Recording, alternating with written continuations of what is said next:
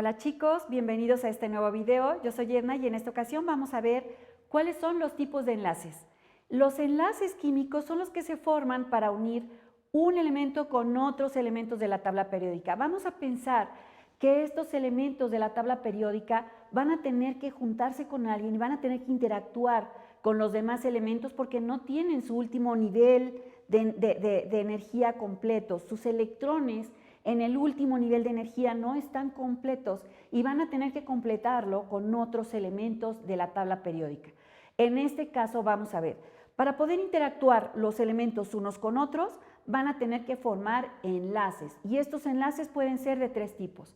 Pueden ser metálicos, que se forman cuando se unen metales con metales, pueden ser iónicos, cuando se unen metales con no metales, y pueden ser covalentes, cuando se unen no metales con no metales.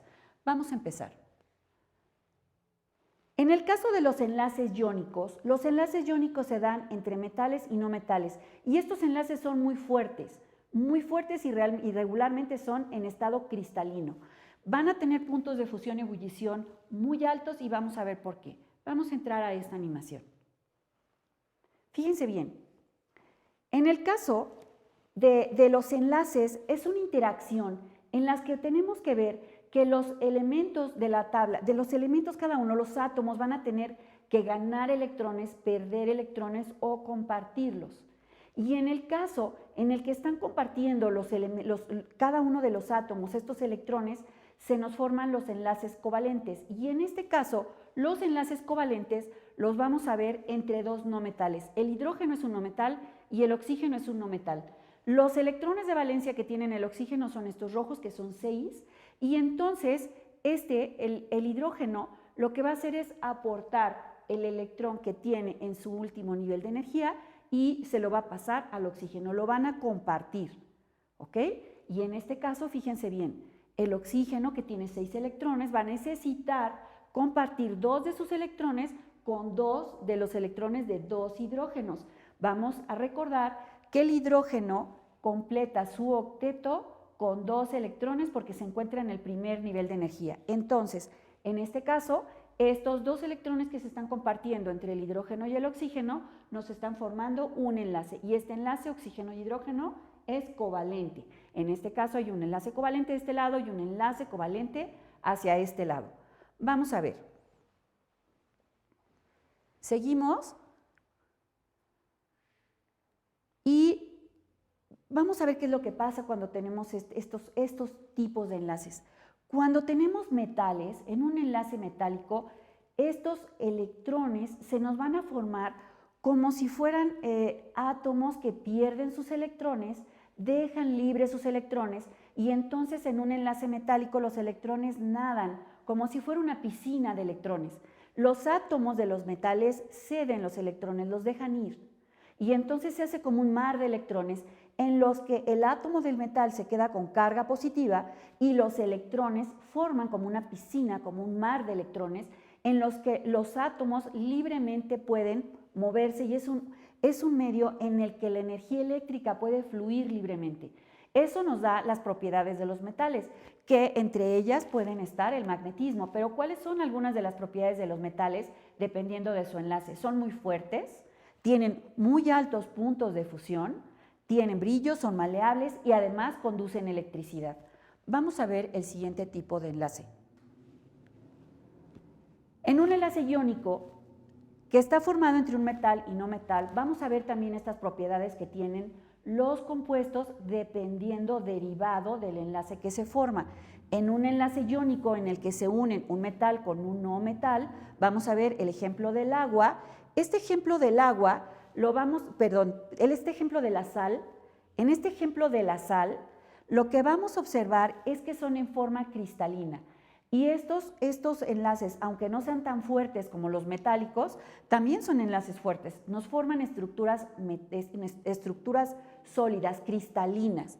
Vamos a observar una estructura que se forma cuando tenemos los cristales de sal. Fíjense, en un enlace iónico no nada más es un átomo que se queda positivo y otro que se queda negativo. O sea, no nos quedan únicamente un anión y un catión. Se forman redes y estas redes cristalinas hacen que entonces un átomo pueda unirse en algunas de sus 6 direcciones con más iones y entonces nos forman redes.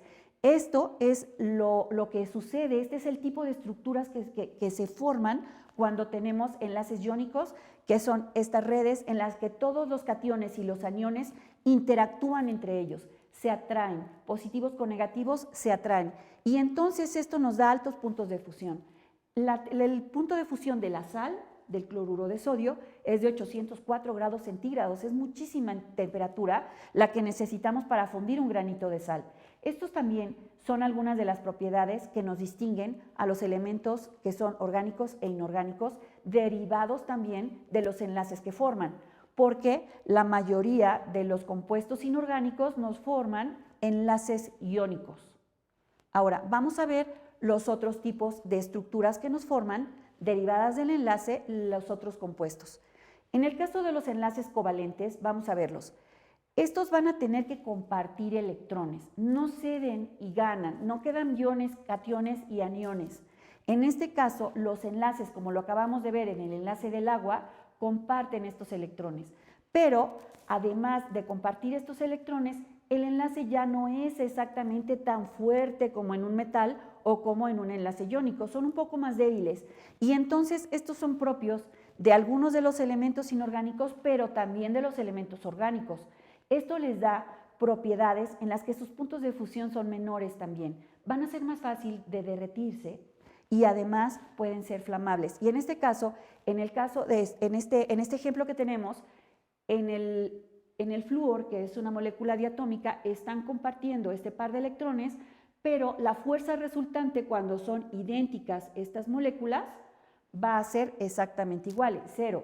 Y entonces este es un tipo de enlace covalente. Cuando tenemos un no metal con un no metal y cuando tenemos dos no metales, el enlace que se forma, que es el covalente, va a poder estar dividido en 3 tipos de enlaces covalentes. El enlace covalente polar, el enlace covalente no polar o el enlace covalente coordinado. Eso lo vamos a ver en un ejemplo más adelante. Fíjense bien, en este caso, en este otro ejemplo, que tenemos el ácido fluorhídrico, el flúor va a tratar de completar su último estado, su último nivel de electrones, su octeto, con uno de los electrones del hidrógeno, y entonces el flúor completa 8, pero al ser 2 no metales, entonces comparten los electrones. El hidrógeno también está formando su octeto con 2 electrones y el flúor también. Hablemos ahora de la tendencia de los electrones de valencia en la tabla periódica. Como podemos ver en la parte de arriba, estamos viendo las configuraciones electrónicas, la última parte.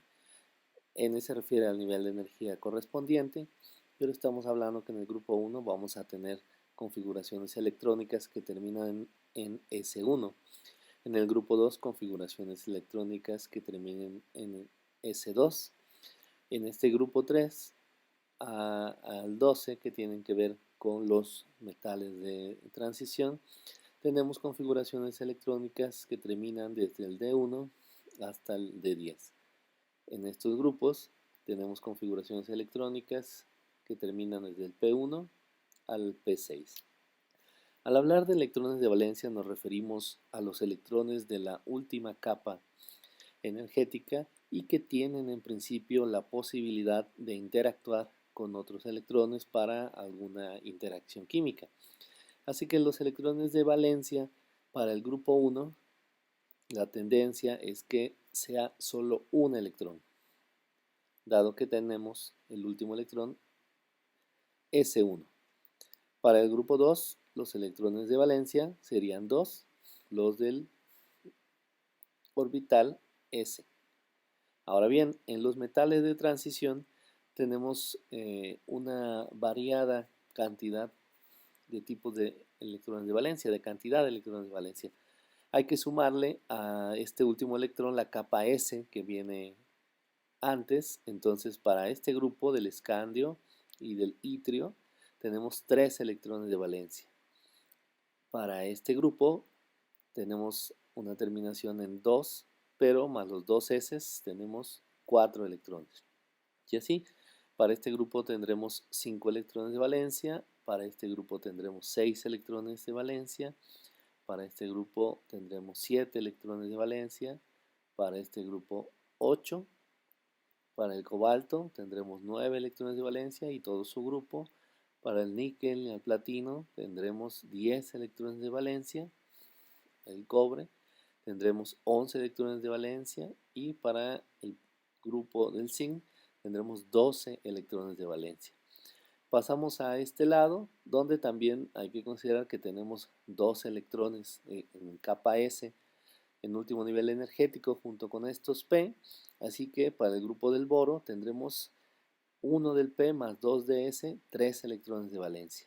Para el grupo de carbono tendremos 4 electrones de valencia, para el grupo del nitrógeno tendremos 5, el del oxígeno 6, el de los halógenos 7 electrones de valencia y para el grupo de los gas nobles 8 electrones de valencia. Entonces, las estructuras que vamos a ver en este caso en los enlaces covalentes van a ser estructuras que son un poco más simples. ¿Y cómo las vamos a poder distinguir? Vamos a ver.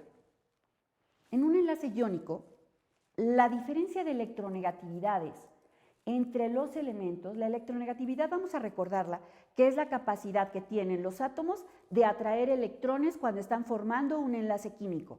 Entonces, entre más electronegativo sea un elemento y sea un átomo, entonces tiene más capacidad de atraer electrones hacia sí mismo, hacia su núcleo. Y en este caso, entre más hacia arriba y a la derecha, en la tabla periódica van a ser más electronegativos. Y vamos a poder distinguir estos 3 tipos de enlaces dependiendo de la diferencia de electronegatividades que tenga un elemento y otro que nos forman el enlace. Y en este caso, un enlace iónico va a poder ser identificado cuando la diferencia de electronegatividades entre los 2 elementos sea mayor a 1.7. Un enlace covalente va a estar dado, aquí por eso lo puse en otra tabla especial, porque estos enlaces covalentes son los que se dan entre 2 no metales y son los que vamos a poder distinguir uno de otro. El polar va a tener una gran diferencia de electronegatividades, va a estar entre 0.6 y 1.6, pero el enlace covalente no polar va a tener una pequeñita diferencia de electronegatividades, va a estar entre 0 y 0.5. Vamos a ver este ejemplo.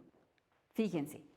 Cuando tenemos enlaces que son iónicos, que están formados por un metal y un no metal, así como nos lo señala la tabla periódica, lo que va a suceder aquí es que se forman iones. El sodio va a perder un electrón y nos va a quedar con una carga positiva y el cloro nos va a quedar con una carga negativa. En este caso, si nosotros observamos la diferencia de electronegatividades entre el sodio y el cloro, estas van a superar el 1.7. Si nosotros observamos este tipo de diferencias, entonces vamos a poder clasificar cuando un enlace es iónico o cuando un enlace es covalente. Y en este caso los enlaces iónicos, así como lo estábamos hablando en forma de estructuras, nos forman estructuras cristalinas muy fuertes porque interactúan unos con otros. Y en este caso, estos iones empiezan a formarnos estas estructuras en las que nosotros lo podemos ver, así como en planos estructurales en el que un electrón está siendo transferido, se pierde hacia otro elemento y entonces nos forma a 2 iones que se atraen electromagnéticamente. Aquí es una unión electromagnética en la que vamos a tener un átomo positivo que está uniéndose en sus alrededores con átomos, con iones negativos, pero en todas sus direcciones. Estas son las estructuras que nos forman los elementos iónicos, los compuestos iónicos. Ahora, vamos a ver qué es lo que pasa con los compuestos que nos están formando estas moléculas con enlaces covalentes. Fíjense bien, ¿cómo puedo distinguir cuando un enlace covalente va a ser polar y cuando es un covalente no polar? Primero, tengo que diferenciar que no está formado por un metal y un no metal, está formado por 2 no metales. Y ahora, ¿qué es lo que tenemos que observar?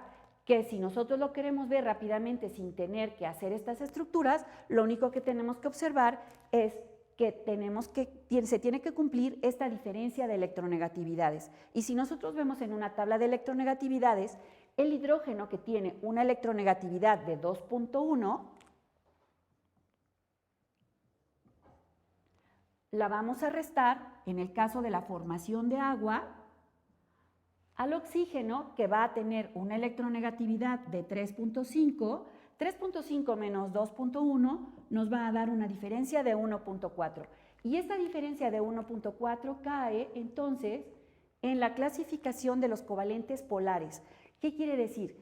Que el enlace que se va a formar en el agua entonces va a tener una polaridad, va a tener una diferencia de cargas en la que el más electronegativo, que en este caso va a ser el oxígeno, va a atraer hacia sí mucho más a los electrones y va a dejar entonces al hidrógeno con una carga parcial positiva. Esto les da estructuralmente al agua un montón de propiedades distintas, porque esta diferencia entre positivo y negativo se llama polaridad, y esto nos va a permitir que en el agua se disuelvan todas aquellas sustancias que tienen esta propiedad polar, en la que se pueden disociar tanto sus cargas positivas y negativas. Es una de las razones por las cuales en el agua se pueden disolver las sales. Estas sales que además, que tienen enlaces iónicos, que están totalmente disociadas en cargas positivas y negativas, se pueden disolver en el agua, que también es un compuesto que tiene propiedades polares. Ahora, vamos a ver otro ejemplo de propiedades polares. Por ejemplo, el ácido fluorhídrico. El ácido fluorhídrico tiene el hidrógeno. El hidrógeno tiene una electronegatividad de 2.1 y el flúor, que es el elemento más electronegativo de toda la tabla periódica, va a tener 4. La diferencia de electronegatividades entonces entre el flúor y el hidrógeno es 1.9. Esta diferencia de electronegatividades, aunque caiga en un enlace iónico, está formada por dos no metales. Quiere decir que es un enlace muy polar. Este ácido fluorhídrico también va a tener la capacidad de disolverse en el agua. Ahora, vamos a ver otro ejemplo de un componente que sea no polar. Vamos a pensar en un compuesto que esté formando una molécula que sea de dos elementos o de dos átomos iguales, en este caso el flúor. Si el flúor se va a unir con otro flúor en una molécula diatómica, ¿cuál sería la diferencia de sus electronegatividades? La electronegatividad del flúor es de 4 menos 4 me da igual a 0. Y entonces esta molécula que se nos acaba de formar de un flúor diatómico va a tener un enlace covalente no polar, y estos enlaces covalentes no polares no tienen esta diferencia de cargas, no hay uno que jale más positivo hacia el otro. Quiere decir que los compuestos que son no polares no van a poder disolverse en el agua, van a tener que ser disueltos en componentes no polares que sean similares. Y en este caso, lo similar disuelve a lo similar. En caso de estos compuestos, esta es una de las conclusiones a las que podemos llevar. Si nosotros tenemos compuestos polares, van a poder ser disueltos en compuestos polares, y si tenemos compuestos no polares, van a poder ser disueltos en compuestos no polares. Se atraen, son afines unos con los otros. Pues espero que me hayan entendido. Nos vemos en el próximo video.